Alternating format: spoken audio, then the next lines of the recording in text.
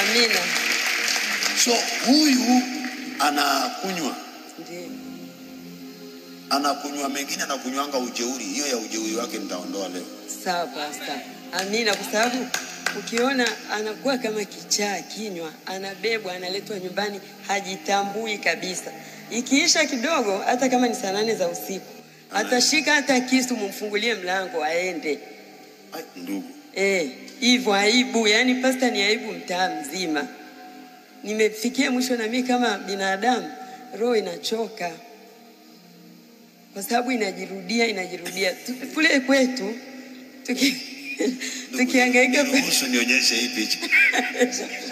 Onyesha apone pastor, tumedhalilika mno. Hii picha inafurahisha.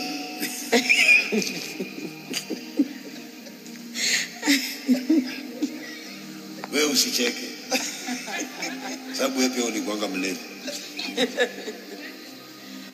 Pastor, tunadhalilika kwa kweli, ni aibu.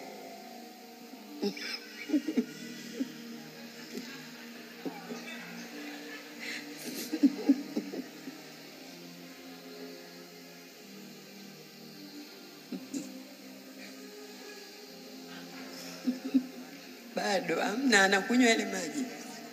Anayanywa iwe mwisho leo kwa jina la Yesu. Anaoga. Ishe. Hapo ni nje pastor, watu wanapita barabarani wanatuona. Hii ni barabara. Ni nje, yani tuko nyumbani lakini nje watu wanapita wanamwangalia kama video hivi. Ni aibu pastor, moyo wangu umechoka. Hiki sasa ni kiatu hichi.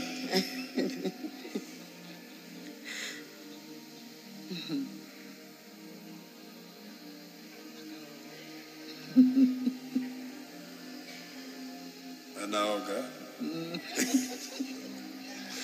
Tulikuwa tunafua, akachukua ile maji na beseni akajimwagia yote. Anachukua nini? Nilikuwa nafua hapo nje, beseni ilikuwa na maji. Akachukua ile maji akajimwagia yote, alafu akakaa pale chini akaanza. Wewe ukikunywa unawaza tu kuoga. Ujuani. Yaani saa nyingine anakunywa anaanguka huko barabarani, unapigiwa simu analetwa amepakizwa kwenye gari ile la kubebea nyama.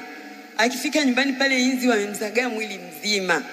Kama mtu ambaye ameoza. Gari ya nyama ya buchani. Ile gari inayobebea nyama kupeleka buchani. Amepakiwa huko. Bado anaoga.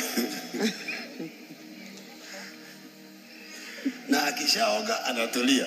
Alafu pastor akiwa kwenye hiyo hali ya ulevi, anaongea usiku kucha na watu waliokufa, akiwepo mama yake, watoto 3 amezika wakubwa, na anamtaja sana mtoto. Huyu ni wifi yangu, ni dada yake huyu hapa.